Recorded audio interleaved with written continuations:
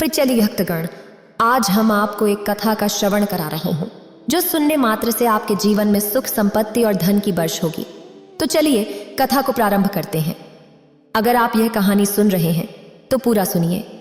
इस कथा को आधा अधूरा छोड़कर जाने की गलती मत करिएगा, क्योंकि इस पवित्र कथा को पूरा सुनने मात्र से मन चाहा फल की प्राप्ति होगी। इसलिए इस कथा को पूरा सुने। आप शिव भक्त हैं तो भोलेनाथ का अनादर ना करें।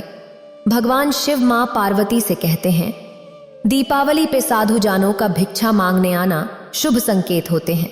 फिर माता पार्वती कहती हैं, हे प्राणनाथ, इस संदर्भ में आप मुझे विस्तार से बताएं। फिर भगवान शिव कहते हैं, हे देवी, क्या आपको पता है देवी लक्ष्मी और गणेश दीपावली पे एक रूप धारण कर अपने भक्त के यहाँ भिक्षा लेने जाते हैं। शायद आपने भी अपने यहाँ अन्यथा परिजनों के यहाँ साधु को देखा होगा, लेकिन अक्सर मनुष्य इस संकेत को नजरअंदाज कर देते हैं।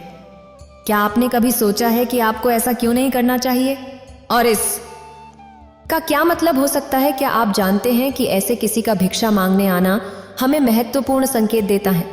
ये कोई साधारण बात नहीं है। इसके पीछे गहरा रहस्य छिपा हुआ है, जिसका वर्णन हमारे शास्त्रों में किया गया। आज हम आपको उन्हीं महत्वपूर्ण बातों के बारे में बताने जा रहे हैं। इसलिए आप इस वीडियो को पूरा जरूर देखिए, क्योंकि अधूरा ज्ञान खतरनाक हो सकता है। आज की इस प्रस्तुति में हम आपको दिवाली में सबसे अधिक सुनी जाने वाली एक महान कथा सुनाने जा रहे हैं। इस कथा के माध्यम से आपको समझ में आ जाएगा कि दीपावली पे साधु जानों का भिक्षा मांगने आना का क्या अर्थ होता है। अगर दीपावली पे साधु जानों का भिक्षा मांगने आते हैं तो हमें बहुत ही महत्वपूर्ण संकेत मिलते हैं। तो आइए सुनते हैं यह कथा। श्रद्धालु, यह कहानी एक साधारण परिवार के संघर्ष, सेवा और विश्वास की अद्भुत कहानी है। जानकी और शंकर के प्रेम और त्याग ने देवताओं को भी प्रसन्न कर दिया था। तब भगवान गणेश साधु का रूप लेकर अपने भक्त की कठिनाइयों को दूर करने आते हैं। महेश नाम का एक होनहार और प्यारा सा लड़का अपने माता पिता शंकर और जानकी के साथ एक छोटी सी झोपड़ी में रहता था। उनका परिवार गरीबी और तंगी से जूझ रहा था। शंकर को कोई स्थायी काम नहीं मिल रहा था और उनके पास घर का खर्चा चलाने के लिए भी पैसे नहीं थे। जानकी रोज इस चिंता में डूबी रहती थी कि उनका बेटा महेश, जो अभी छोटा था, त्योहारों पर भी खुश नहीं रहता, क्योंकि वे उसके लिए कुछ भी अच्छा नहीं कर सकते थे। महेश चुपचाप यह सब देखता था और उसके मन में भी इस बात का दुख होता था कि वह अपने दोस्तों की तरह नए कपड़े नहीं पहन सकता, मिठाइयाँ नहीं खा सकता और दिवाली के समय पटाखे नहीं जला सकता। एक दिन त्योहार के समय की चहल पहल देखकर जानकी ने अपने पति शंकर से कहा, सुनिए जी, त्योहार का समय आ रहा है और हमारे पास कुछ भी नहीं है।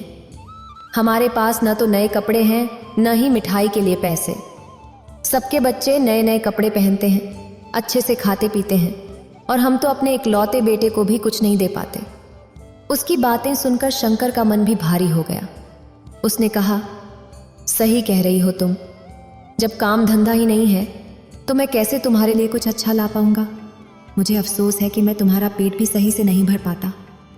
जानकी और शंकर दोनों उदास हो गए, पर तभी जानकी के मन में एक उपाय आया। उसने कहा, क्यों ना हम अपने हाथों से पटाखे बनाएं और उन्हें बाजार में बेच दें। दीपावली पर पटाखे अच्छी तरह बिक सकते हैं और शायद इससे हमें कुछ पैसे मिल जाएंगे। यह विचार सुनकर शंकर के मन में एक उम्मीद जागी और उसने सहमति में सिर हिलाया। उन्होंने घर पर ही पटाखे बनाने का काम शुरू कर दिया। हालांकि दोनों को पटाखे बनाने का कोई अनुभव नहीं था, फिर भी उन्होंने अपनी मेहनत से इसे तैयार करने का प्रयास किया।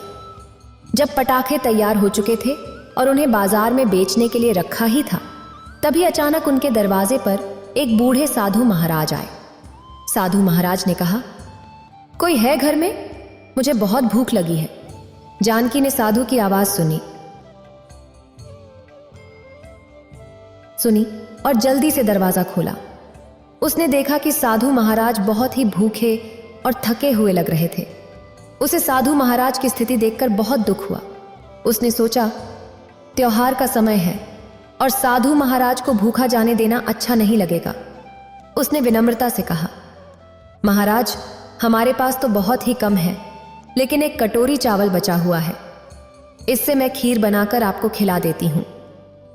जानकी ने साधु महाराज के लिए खीर बनाई और उन्हें पूरे सम्मान और प्रेम से खिलाया। साधु महाराज जानकी के व्यवहार से बहुत प्रसन्न हुए। खीर खाने के बाद उन्होंने जानकी से कहा, बेटा, तेरा दिल बहुत नेक है। तूने मुझे भूखा नहीं जाने दिया। भगवान तुझे दिन दूनी और रात चौगुनी तरक्की दे। यह कहकर साधु महाराज चले गए। जानकी और शंकर ने उस रात संतोष के साथ साधु महाराज के आशीर्वाद को याद किया। लेकिन उसी रात अचानक तेज आंधी तूफान आया। उनके घर की झोपड़ी हिलने लगी और छत से पानी टपकने लगा। सारे पटाखे भीग गए जिन पर उन्होंने इतनी मेहनत की थी। उनकी सारी मेहनत पर जैसे पानी फिर गया। जानकी ने उदास होकर कहा, अब हमारी दिवाली कैसे बनेगी? हमने सोचा था कि इस बार दिवाली अच्छे से मनेगी, लेकिन अब सब खत्म हो गया। शंकर ने उसे ढांढस बंधाने की कोशिश की, पर खुद भी बहुत दुखी था। अब उनका सपना टूट चुका था। अगली सुबह जब शंकर अपनी झोपड़ी के बाहर उदास बैठा था, तभी साधु महाराज फिर से वहां आए। उन्होंने शंकर को इस तरह दुखी देखकर पूछा, बेटा, क्या हुआ? कल तो सब ठीक था। तुमने मुझे प्रेम से खीर खिलाई थी, और आज तुम इतने उदास क्यों हो? शंकर ने अपने हालात साधु महाराज को बताए। उसने कहा, महाराज, हमने त्योहार के लिए बाजार में बेचने के लिए पटाखे बनाए थे, लेकिन रात के तूफान से सब खराब हो गया। अब हमें समझ नहीं आ रहा कि हम क्या करें। साधु महाराज ने उसकी बात सुनकर मुस्कुराते हुए कहा, बेटा, तुम चिंता मत करो, भगवान पर भरोसा रखो। यह कहकर साधु महाराज ने अपना त्रिशूल निकाला और उसे घुमाया। कुछ ही पलों में सारे पटाखे सूख गए और चमत्कारिक ढंग से उनमें नई चमक और रोशनी भर गई। शंकर और जानकी यह देखकर चकित रह गए। साधु महाराज ने कहा, बेटा, ये पटाखे अब जादुई हैं।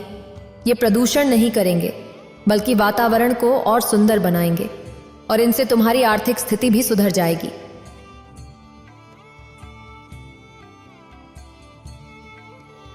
यह कहकर साधु महाराज जाने लगे, लेकिन जाते जाते वे ठहर गए और बोले, जानकी, तुम्हारी सेवा से मेरी आत्मा तृप्त हो गई है, इसलिए मैं तुम्हें आशीर्वाद के रूप में कुछ और देना चाहता हूं।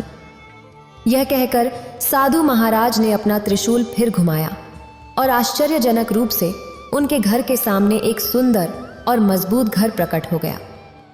साधु महाराज ने कहा, यह घर तुम्हारे लिए है। यह एक जादुई घर है जो हर मौसम में तुम्हारी रक्षा करेगा। चाहे तूफान आए, बारिश हो या तेज धूप पड़े, इस घर को कोई नुकसान नहीं होगा। यह हमेशा सुरक्षित रहेगा और इसमें हमेशा बरकत बनी रहेगी।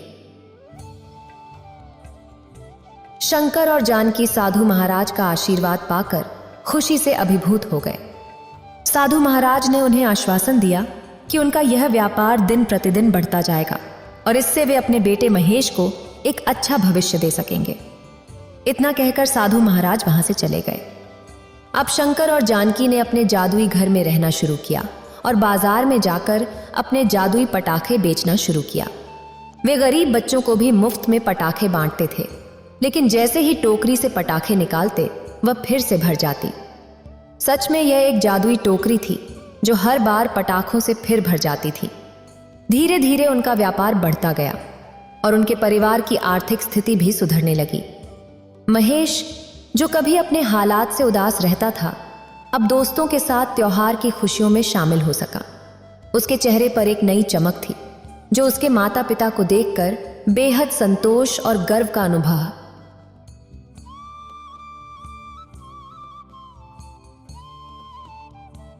महेश के परिवार के लिए यह त्योहार सिर्फ एक त्योहार नहीं, बल्कि जीवन का नया अध्याय बन गया। साधु महाराज के आशीर्वाद से उनके जीवन में सुख और समृद्धि का संचार हुआ। अब उनका घर खुशियों से भरा हुआ था और महेश के माता पिता ने हर त्योहार पर गरीब बच्चों और लोगों की मदद करने का संकल्प लिया। और दूसरी तरफ देवी लक्ष्मी ने एक ऐसा घर चुनना जहां मेहनत और बुद्धिमत्ता का वास हो। माँ कहती है, अगर कोई व्यक्ति सच्चे मन से अपना कार्य करता है तो मैं वहां खुद उपस्थित होती हूँ। यह कहकर भगवान शिव माँ पार्वती को आगे की कथा सुनने लगे। एक छोटे से गांव में श्याम अपनी पत्नी शांति और 2 बेटों जय और धीरू के साथ रहता था। श्याम का दूसरा विवाह शांति से हुआ था और शांति अपने पहले विवाह से हुए बेटे धीरू को दिल से अपनाने में असमर्थ रही। शांति का सारा प्यार और ध्यान उसके अपने बेटे जय पर ही केंद्रित था, जबकि धीरू को घर में स्नेह और सहयोग की भारी कमी महसूस होती थी। धीरू मेहनती और ईमानदार लड़का था जो अपने पिता के साथ खेत में मेहनत करता और साथ ही पढ़ाई में भी मन लगाता। उसे अपने परिवार से वह प्यार कभी नहीं मिला जिसकी उसे ज़रूरत थी, लेकिन फिर भी उसने कभी शिकायत नहीं की और अपने काम में जुटा रहा। धीरू का कॉलेज गांव से दूर था और उसे हर रोज साइकिल से 25 किलोमीटर की दूरी तय करनी पड़ती थी। कई बार उसने अपने माता पिता से एक बाइक की मांग की ताकि उसका सफ़र थोड़ा आसान हो सके, लेकिन शांति ने हमेशा जय को ही प्राथमिकता दी। शांति का ध्यान केवल जय की इच्छाओं और ज़रूरतों पर ही केंद्रित था। एक दिन जब धीरू कॉलेज के लिए साइकिल से जा रहा था, उसकी साइकिल का टायर अचानक पंचर हो गया। तेज धूप में पैदल चलते हुए जब वह कॉलेज पहुंचा तो वहां कुछ अमीर छात्रों ने उसका मजाक उड़ाया। अरे ये गरीब लोग यहाँ क्या करने आते हैं? इनके पास न अच्छे कपड़े हैं और न ही कोई ढंग की सवारी। धीरू ने उनकी बातें अनसुनी की, लेकिन ये ताने उसके दिल में गहरी चोट कर गए। वापसी में थका हुआ धीरू एक घने बांस के जंगल के पास रुक गया और वहां एक पेड़ के नीचे बैठकर अपनी तकदीर के बारे में सोचने लगा। तभी उसकी मुलाकात एक बूढ़ी अम्मा से हुई जो ध्यान में बैठी हुई थीं। उन्होंने धीरू की उदास आंखों को देखा और मुस्कुराते हुए पूछा, बेटा क्या बात है, तुम्हारी आंखों में इतना दुख क्यों है? धीरू ने अपने मन की बात बूढ़ी अम्मा के सामने रख दी। उसने बताया कि कैसे उसे अपने ही घर में बराबरी का अधिकार नहीं मिलता, कैसे वह कॉलेज में गरीब होने के कारण अपमान सहता है और कैसे हर रोज कठिनाइयों का सामना करना पड़ता है।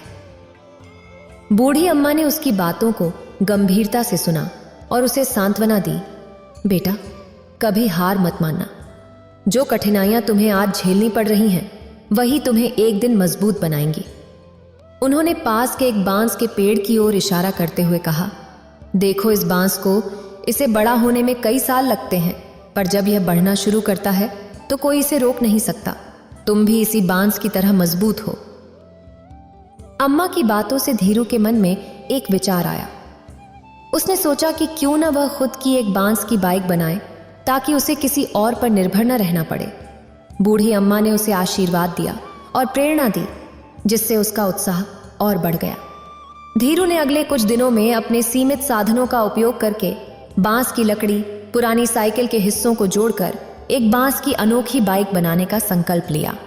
उसने दिन रात मेहनत की, कई बार असफल भी हुआ, लेकिन अम्मा की बातें उसे हमेशा हिम्मत देती और वह दोबारा कोशिश में जुट जाता।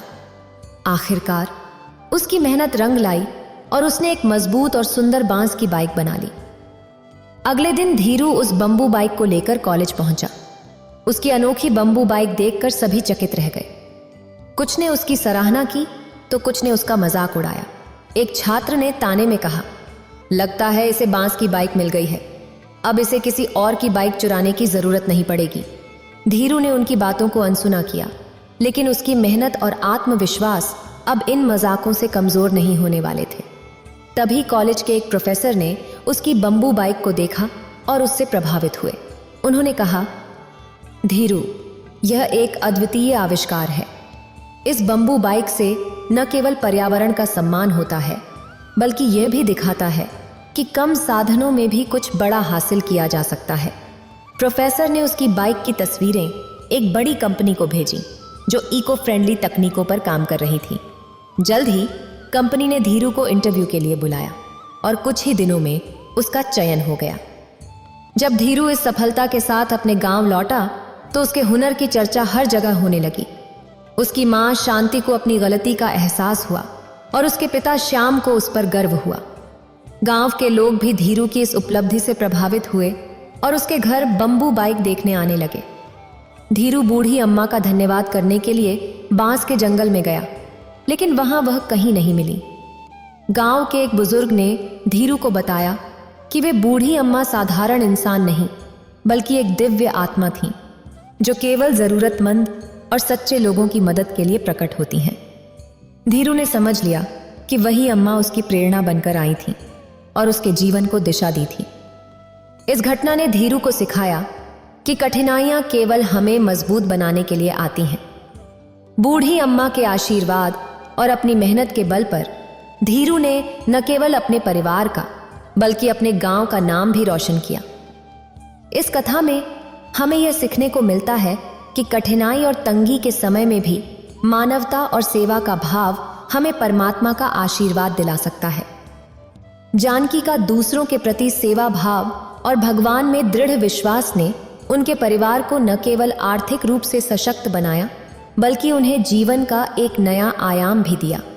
साथ ही यह भी संदेश देती है कि जब भी हम किसी मुसीबत में हों तो हमें उम्मीद और धैर्य नहीं खोना चाहिए। ईश्वर हमेशा मदद करने के लिए तत्पर रहते हैं और धीरू की मेहनत और दृढ़ निश्चय से ही उसे मां लक्ष्मी का आशीर्वाद और सफलता प्राप्त हुई।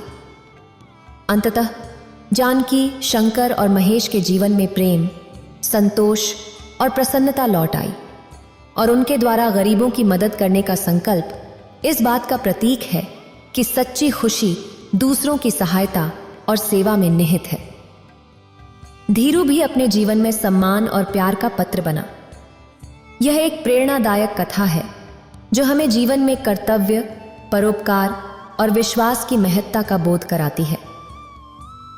इतना कहकर भगवान शिव इस कथा को समाप्त करते हैं और कहते हैं, दीपावली के शुभ अवसर पर गरीब लोगों की मदद करें और खुद की मेहनत पर भरोसा।